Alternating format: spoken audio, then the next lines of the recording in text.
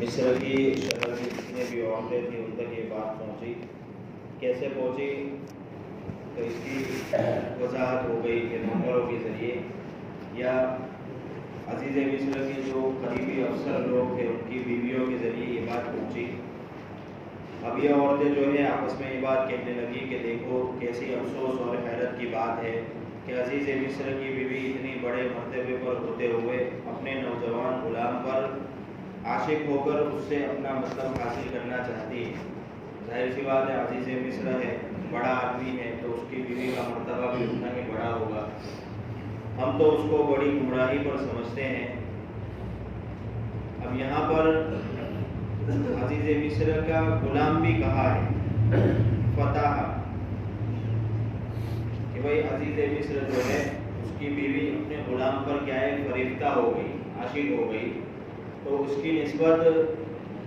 عزیز مصر کی بیوی کی طرف کی ہے. اس کی دو وجہ بیان کی ہے. ایک تو یہ ہے کہ بھائی عام طور پر شوہر کی جو چیز ہوتی ہے بیوی کی وہی چیز بھی سمجھی جاتی ہے. اور دوسرا یہ کہ بھائی عزیز مصر کی بیوی نے یعنی زلیخا نے حضرت یوسف علیہ السلام کو اپنے شوہر سے کیا ہے تحفے میں لے لیا تھا. اب بعض مفسرین نے یہ بات بھی لکھی ہے کہ عورتوں کے درمیان میں یہ ساری باتیں ہونا اس بات کی طرف بھی اشارہ کرتا ہے کہ حضرت یوسف علیہ السلام کا حسن و جمال کیا ہے. ایسا تھا کہ جو شخص بھی دیکھتا دیوانہ ہو جاتا. تو جس کسی کے بھی کان میں ان کے حسن و جمال کی بات پڑتی تو وہ اس بات کی تمنا کرتا, یا عورت ہوتی تو تمنا کرتی کہ میں کسی نہ کسی طرح کیا ہے حضرت یوسف علیہ السلام کا ایک مرتبہ دیدار کروں. تو ایک وجہ یہ بھی بتائی ہے کہ بھئی اس طرح انہوں نے باتیں بتانا اور کرنا شروع کر دی کہ کسی نہ کسی طرح کیا ہے یہ بات زلیخا تک پہنچے اور پھر زلیخا کوئی ایسا انتظام کرے جس سے ہمارا کیا ہے حضرت یوسف علیہ السلام کو دیکھنے کا موقع مل جاوے. آگے یہ بات آتی ہے فلما سمعت بمکرہن ارسلت الیہن واعتدت لہن متکئا, یعنی جب زلیخا نے ان عورتوں کے مکر کا حال سنا تو ان کو ایک کھانے کی دعوت پر بلا بھیجا. یہاں ان عورتوں کا تذکرہ کرنے کے لیے زلیخا نے لفظ مکر کا استعمال کیا, بمکرہن مکر. حالانکہ حقیقت میں ان کا مکر نہیں تھا, لیکن چونکہ انہوں نے چھپ چھپ کر جو باتیں کی تھی, جو برائی کی تھی, اسی کی طرف نسبت کرتے ہوئے زلیخا نے اس کو مکر سے یعنی مکاری سے دھوکے بازی سے تعبیر کیا ہے. وَأَعْتَدَتْ لَهُنَّ مُتَّكَئًا, یعنی ان کے لیے ایک مجلس آراستہ کی تکیوں والی, مطلب ایسی مجلس آراستہ کی جس میں سٹیج بھی بنا ہوا ہے اور کیا ہے تکیے وغیرہ بھی رکھے ہوئے, مطلب بالکل جس طرح ایک بادشاہ کے دربار میں مجلس لگنی چاہیے ایسی مجلس اس وقت کے حساب سے کیا ہے زلیخا نے لگوائی. وَآتَتْ كُلَّ وَاحِدَةٍ مِّنْهُنَّ سِكِّینًا, اور یعنی جب یہ عورتیں آ گئی اور ان کے سامنے مختلف قسم کے کھانے اور پھل حاصل کیے جن میں بعض چیزیں چاقو سے تراش کر یعنی کاٹ کر کھانے کی تھی, اس لیے ہر ایک کو ایک ایک تیز چاقو دے دیا جس کا ظاہری مقصد تو پھل کاٹنا تھا, مگر دل میں وہ بات چھپی ہوئی تھی جو آگے آتی ہے کہ یہ عورتیں حضرت یوسف علیہ السلام کو دیکھ کر حواس باختہ ہو جائے گی, مطلب پہلی مرتبہ ان کے حسن و جمال کو دیکھ کر کیا ہے اپنا ہوش کھو بیٹھے گی اور چاقو سے اپنے ہاتھ زخمی کر لے گی. وقالت اخرج علیہن, یعنی جب یہ ساری چیزیں ہو گئی تو یہ سامان حضرت یوسف علیہ السلام جو ہے ان کو بالکل قریب ہی میں ٹھہرا رکھا تھا زلیخا نے کہ بھئی جہاں پر دربار لگا ہوا تھا عورتیں بیٹھی ہوئی تھی. پھر حضرت یوسف علیہ السلام کو اس نے کہا وقالت اخرج علیہن کہ بھئی باہر نکل آؤ. تو حضرت یوسف علیہ السلام جو کسی دوسرے مکان میں تھے, زلیخا نے کہا کہ ذرا باہر آ جاؤ. یوسف علیہ السلام کو چونکہ اس کی فاسد غرض معلوم نہ تھی اس لیے باہر اس مجلس میں تشریف لے آئے. اب جب حضرت یوسف علیہ السلام تشریف لے آئے تو پھر عورتوں نے ان کو دیکھا, پہلی مرتبہ دیکھا تو ظاہر سی بات ہے ہوش کھو بیٹھی اور کہہ اٹھی فلما رأینہ اکبرنہ وقطعن ایدیہن وقلن حاش للہ ما ھذا بشرا ان ھذا الا ملک کریم, یعنی ان عورتوں نے جب حضرت یوسف علیہ السلام کو دیکھا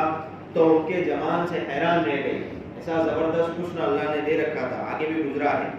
اور اپنے ہاتھ کاٹ لیے. یعنی پھل تراشتے وقت جب یہ حیرت انگیز واقعہ سامنے آیا اور چاقو ہاتھ پر چل گیا،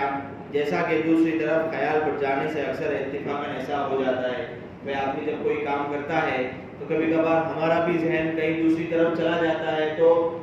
کوئی مطلب ایسی چیز ہے جو ہمارے ہاتھ کو نقصان پہنچاتی ہے تو ہمیں نقصان پہنچ ہی جاتا ہے اتفاقاً خیال دوسری طرف چلے جانے کی وجہ سے، اور کہنے لگے گی حاشا واللہ، خدا کی پناہ، یہ شخص آدمی ہرگز نہیں، یہ تو کوئی بزرگ فرشتہ ہے۔ مطلب یہ تھا کہ ایسا نورانی آدمی تو کیا ہے، ایسا نورانی تو فرشتہ ہی ہو سکتا ہے۔ اس سے یہ بات پتہ چلی کہ بھئی فرشتے جو ہوتے ہیں وہ خوبصورت ہوتے ہیں اور وہ نور سے بنے ہوئے ہوتے ہیں، اور یہ بات بھی پتہ چلی کہ بھئی شیطان جو ہے وہ بدصورت ہوتا ہے، جیسے کہ قرآن کے اندر تذکرہ ہے طلعها كأنه رؤوس الشياطين۔ یہاں پر مفسرین نے ایک بات لکھی ہے، اس سے اس کا کوئی تعلق نہیں ہے لیکن ایسے ہی ایک واقعہ بیان کر دیا ہے۔ ایک لغت کے امام تھے، امام جاوید رحمۃ اللہ علیہ، لغت کے امام تھے، بہت بڑے امام تھے۔ اللہ تبارک و تعالیٰ نے ان کو زبردست علم دیا تھا، لیکن شکل کے اعتبار سے وہ اتنے اچھے نہیں تھے، بدصورت تھے، کالے کالوٹے تھے۔ وہ خود اپنا قصہ بیان کرتے ہیں کہ ایک مرتبہ وہ بیٹھے ہوئے تھے تو ایک عورت اور ایک مرد ان کے پاس آئے، اور عورت نے آ کر ان سے کہا، وہ جو مرد ساتھ میں آیا تھا عورت کے ساتھ، اس سے کہا کہ ایسے، بس اتنا کہہ کر وہ چلی گئی۔ اب وہ تعجب میں پڑ گئے، حیران ہو گئے کہ یہ کیا بات ہوئی، سیدھے آ کر اس نے یہی بات کہی۔ تو اس نے تو امام جاہز نے کیا ہے اس آدمی کو پہچان لیا جو مرد تھا، پھر بعد میں اس کے پاس گئے، بہت ساری منت و سماجت اکرام وغیرہ کیا، پھر اس سے پوچھا کہ بھئی معاملہ کیا ہے، کیا بات ہے، مجھے بڑا تعجب ہوا۔ تو اس اور آدمی نے کہا کہ بھئی میں ایک پینٹر ہوں، تصویر بناتا ہوں، اور یہ عورت میرے پاس آئی اور اس نے کہا کہ بھئی مجھے تصویر بنانی ہے۔ میں نے پوچھا کس چیز کی، تو کہا کہ شیطان کی۔ تو اس نے کہا آدمی نے کہ بھئی میں تو جانتا نہیں ہوں شیطان کو، اس کو کبھی دیکھا نہیں ہے، میں دیکھوں تو بنا سکوں۔ تو عورت نے کہا کہ چلو میرے ساتھ آؤ، میں تمہیں اس کی تصویر دکھاتا ہوں، اور یہ فکر تمہارے پاس مجھے لے آئی۔ تو اس سے یہ بات پتہ چلتی ہے کہ بھائی شیطان کیا ہے، بدصورت بھی ہو سکتا ہے۔ یہاں پر ایک بات یہ بھی پتہ چلتی ہے کہ بھائی انسان کی زندگی اگر اللہ تبارک و تعالیٰ کے حکم کے حساب سے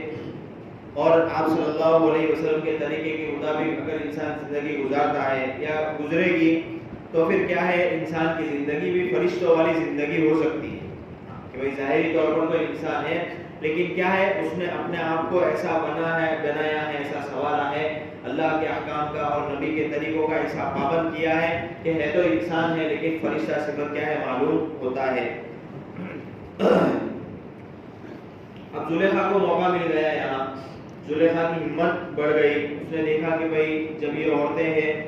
اور یہ عورتوں نے کیا ہے جیسے ہی حضرت یوسف کے حسن کو دیکھا اور پھل کاٹنے کے بجائے کیا ہے انہوں نے اپنا ہاتھ کاٹ لیا،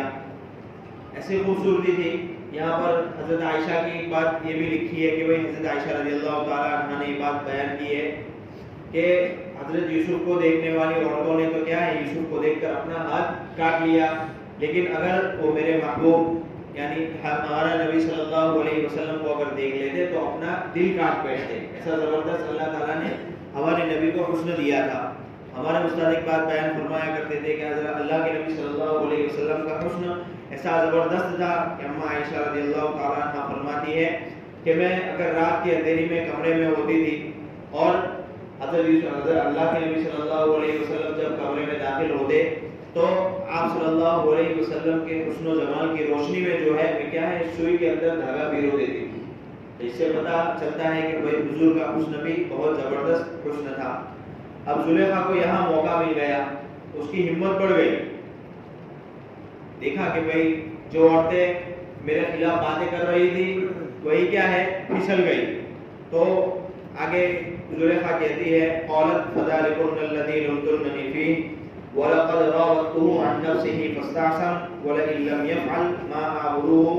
لَيُسْجَنَنَّ وَلَيَكُونَ مِنَ الصَّاغِرِينَ۔ وہ عورت بولی کہ دیکھ لو وہ شخص یہی ہے جس کے بارے میں تم مجھے برا بھلا کہتی تھی،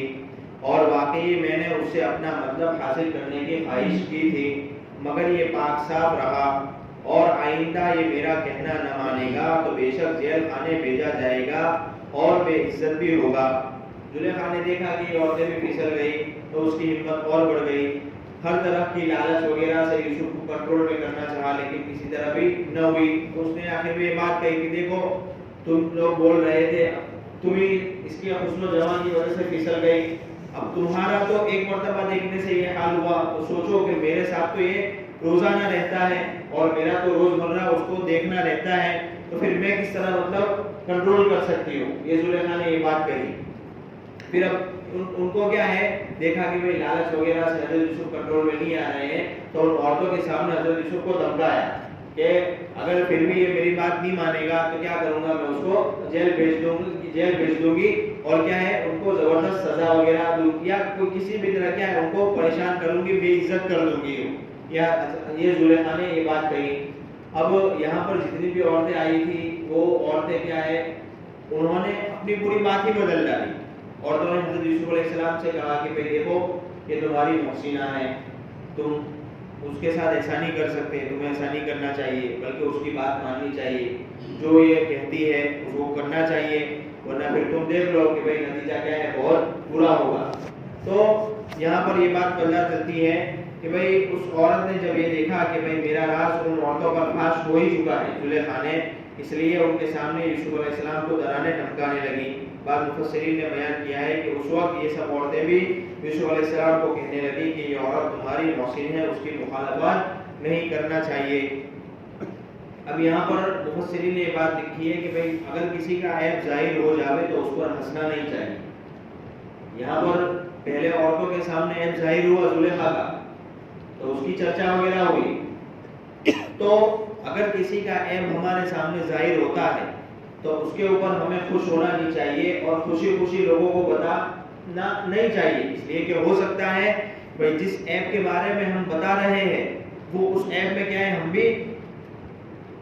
بھی کیا ہے پڑھ سکتے ہیں وہ عیب ہمارے اندر بھی آ سکتا ہے اور اکثر ایسا ہوتا ہی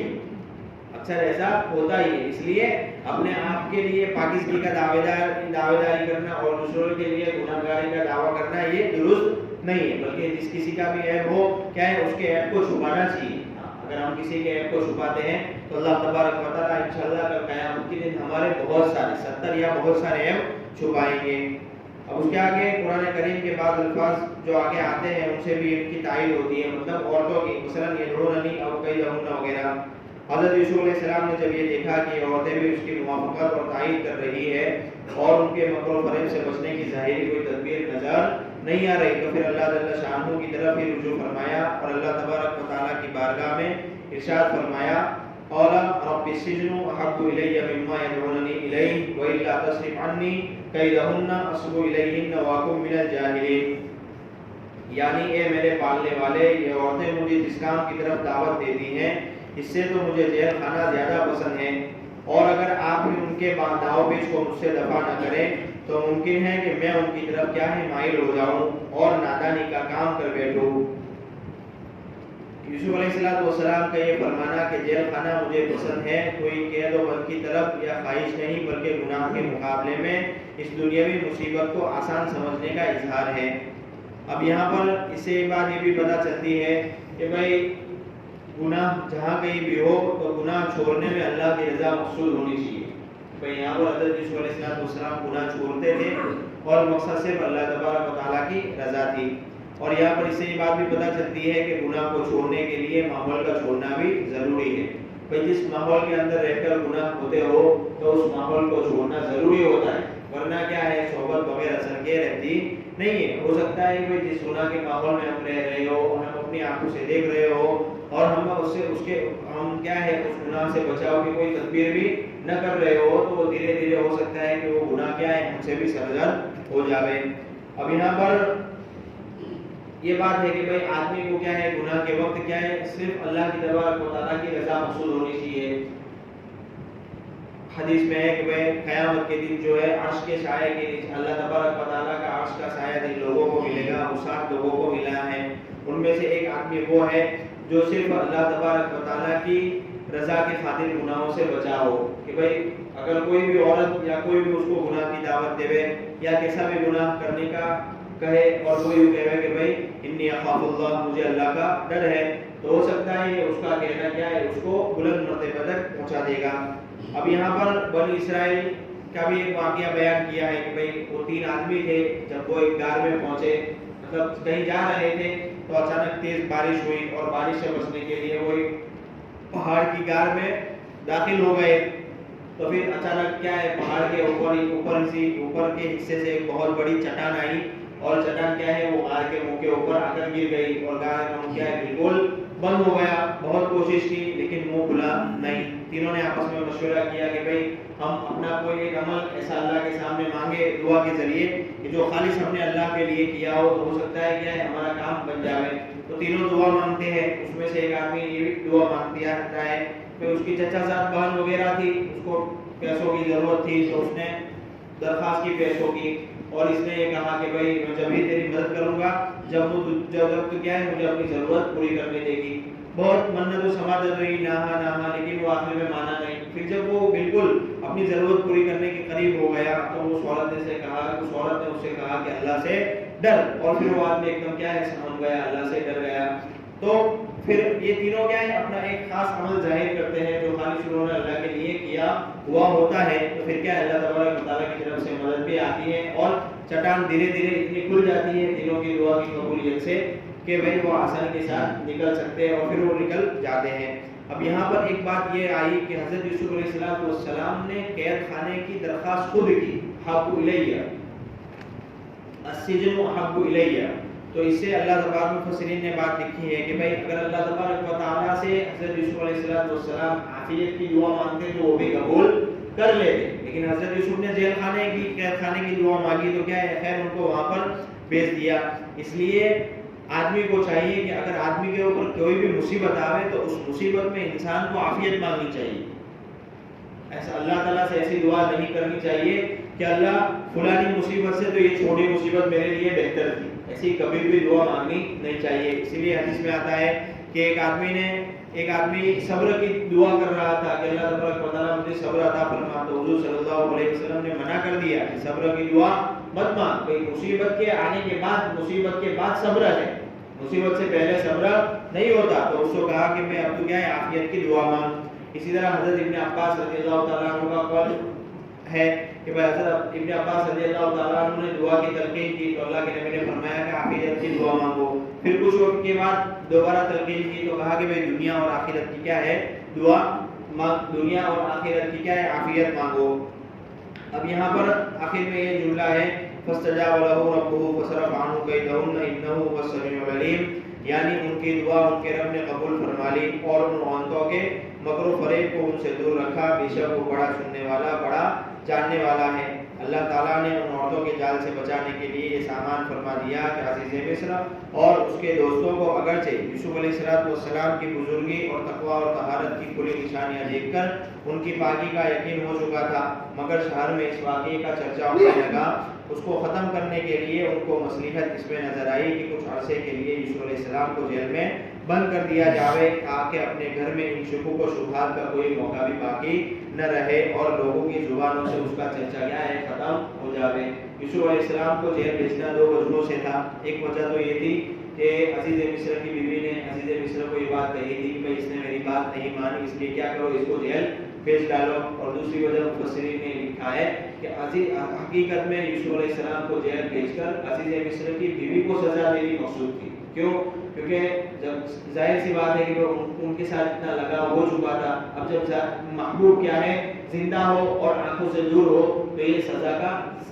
مطلب زیادہ سزا سمجھی جاتی ہے، اس وجہ سے ان کو دور بھیجا. ثم بدا لهم من بعد ما رأوا الآيات ليسجننه حتى حين، یعنی پھر عزیز اور اس کے مشیروں نے مشورہ دینے والوں نے مصلحت اس میں سمجھی کہ کچھ عرصے کے لیے یوسف علیہ السلام کو قید خانے میں رکھا جائے. چنانچہ